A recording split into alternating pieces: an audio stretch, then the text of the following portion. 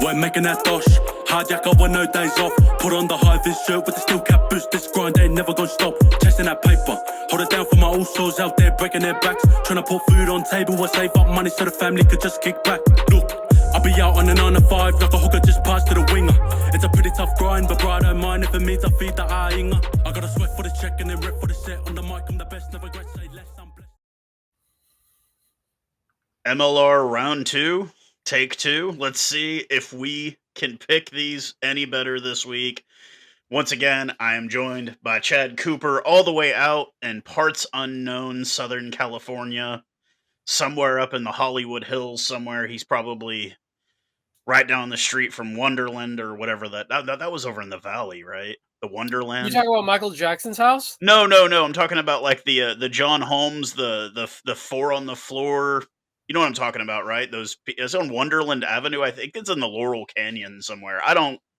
No, I'm not talking about Michael Jackson's home. What are you talking about, man? I think you're talking about Neverland. Neverland. The night when you were a kid. Dude. Totally unrelated story. If any of you guys saw the Joe Exotic documentary on Netflix about the guy that had like the little animal preserve in Oklahoma, it's not too far from where I live. Okay, so I visited that way before any of that ever happened. Okay, he had Michael Jackson's alligator. Did he really? Yeah. This was after Michael had already gotten in trouble and everything. But like, I met Joe Exotic. He did a little spiel there, and for anybody that doesn't know me from a long time ago, I used to be a really big PETA guy. I was a vegetarian vegan for many years, and I was a big supporter of PETA. And he had some very negative feelings about PETA because they were the ones that were like getting the undercover videos of him doing bad stuff. Anyways, totally, we went from the Wonderland murders to Neverland to Joe Exotic in the start of this episode. God damn. I'd heard that Michael Jackson played flanker growing up. Dude. I don't know, man. It's funny to find out people that played rugby. Yeah. Obviously, Chris Farley did at Marquette University. Yeah. Makes total sense. He was definitely a hooker, 100%. Mark Cuban, obviously. He was in his shirt in Tommy Boy. Tommy Boy when he was doing the wombat, the upside down bong at the beginning of the movie. He's wearing a Marquette rugby jersey. That was awesome, dude. And then I don't want to go all the way there, but there is a woman in the adult industry. She was a flanker at a D3 in Iowa. I won't mention her name, but that was the only reason we even connected online. Yeah, we connected online, and because she followed me, and then I found out she had played rugby in college, and I was like, okay. And she's like, yeah, that was the only reason she followed me, because I was an American guy talking about rugby. So, nice. But anyways, we have made it to round 2. Short week. We got 3 teams on Idle this weekend. The action kicks off tomorrow. You can check it out on what app there? Are we going to get into like how we did last week? Each one of us? I mean, we did that on Sunday, man. But I mean, we can when we look at it. When I bring up the image here, and you can rub it in my face about how bad my picks were. Yeah, they were terrible. Yeah, okay. They were pretty bad. But I'm going to bring this image up here, and let me see if I can make it to where we're on the screen at the same time. Yeah, absolutely. No, so I know in the state of Texas they have like different laws and stuff. Yeah. I don't know. Did they since you've been there, have they outlawed spanking? Because you talking about like corporal punishment in schools? Just like it's like spanking. Do they outlaw spanking? Because someone's going to be in trouble because you got spanked this week. Yeah, it was pretty bad, but I don't think I don't know, man. I don't know about any of that stuff, dude. I don't really pay attention to those things, but. Yeah, I took a dude, I'll tell you what was even worse. My Super Rugby picks last weekend were even worse, but my Super Rugby fantasy team was amazing. But okay. We will start off action tomorrow as the San Diego Legion, fresh off a dominant performance over Seattle last Sunday, will be heading to Carolina. Carolina still looking for their first ever win in team history. Tough one. 7:30 p.m. Eastern Standard Time start, so that'll be like that's like an afternoon game for us here. Well, yeah, no, that's an late. 4:30 our time here in Yeah, California. yeah. Yeah. So no, yeah. So it'll be Yeah. a 6:30 start here in North Texas. You can watch it Okay. on ESPN Plus. If you're outside of the US, you can still watch it on the Rugby Network absolutely free. It is not here in America so much anymore. But Yeah. man, I had picked Seattle to beat San Diego, and San Diego absolutely embarrassed Seattle last week. I did pick Yeah. the Anthem to lose, and they lost handsomely to NOLA. Yeah. I'm it's too easy, and I think we're both going to agree on this one this week. San Diego, and I got them by like 24-28 over the Anthem. I think it's just another thrashing, unfortunately, for the second year Anthem of Carolina. What do you think, man? I'm gonna take San Diego in 14. Wow, you think it's gonna be a lot closer, huh? I think it will be Anthem's first game. I think they did fairly well. I didn't get a chance to see the whole game in NOLA, but I think they're going to get closer and closer. They're going to get, and I think Eventually gonna San get Diego. there.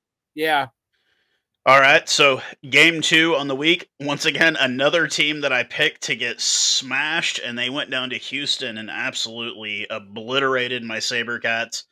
They will be welcoming the Utah Warriors at SeatGeek Stadium. I gotta get a temperature look.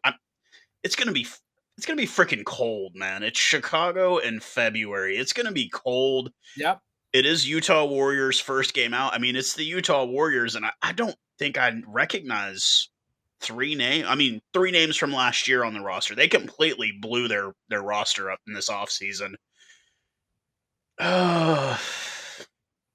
I'll let you say first. Who are you picking, Utah or Chicago, man? You know what? Utah's going to be fresh. They haven't had to work out any kinks so far. Chicago had that opportunity, starting off with a win in Houston. I'm going to take Chicago in 17.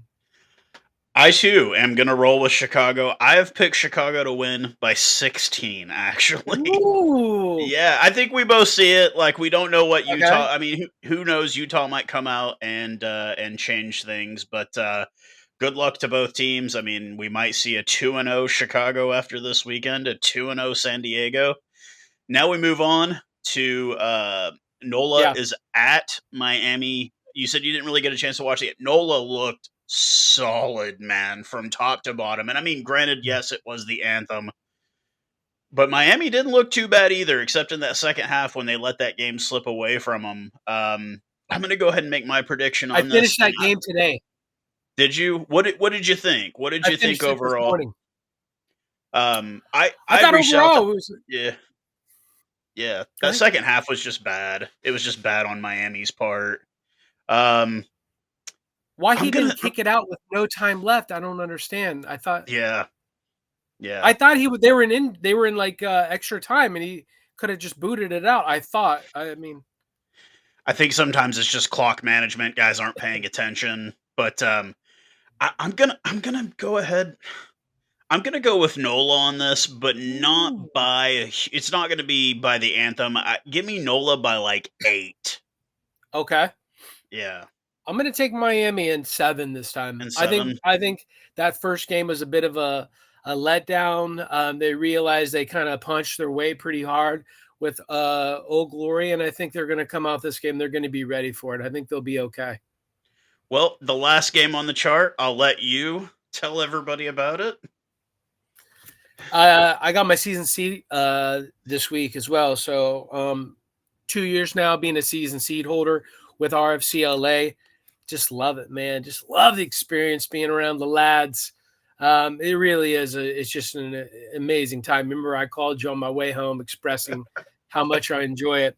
So if we're getting to the score, I do think that RFCLA have a new nucleus. I do think that they're going to be a lot better than this year than they have before in the past. And they played a lot better this last game, and I think they're going to be ready for Houston. And I'm going to take RFCLA by 10. Set your face to stun, sir. I'm going to roll with RFCLA and 6 points. Woo! after like it's on the road, it's in LA. RFCLA, despite the fact that yes, they did play the defending MLR Shield champions, minus their two arguably biggest stars in Patras and Conradi, Yeah. they held their own. They didn't look bad. It wasn't like a sloppy game. It started out a little sloppy, but it got better as the game went on. And Houston just looked like a team like they just never got anything going. They have a very young front row with Seth Smith and Pono Yeah. Davis. They've got a very young front USA Eagles, both of them capped, but it's just I don't feel like what they had, the glue that kind of made them so dominant last year. I'm just not seeing it yet. I don't know if even with the addition of AJ Alatimu, that wasn't their problem last week. They just couldn't do anything right. And when you go into sludge your way to a lead at halftime and then you never answer until like the closing minutes of the game, it's not a good sign. Chicago was good, but they're not that damn good. They weren't like NOLA good. NOLA looked really good. Of all the teams last week, I felt like NOLA probably looked the best. And I'm not seeing it. I think it's gonna take some time for Houston to get it together. And I think RFCLA looked good enough to where if you could keep them good in that first half, you can win the game. Playing like you Yeah. played against New England, playing the way you played against New England would have had you beat almost every team in the league last week, except for New England and I'd say NOLA Yeah. and probably San Diego. Yeah.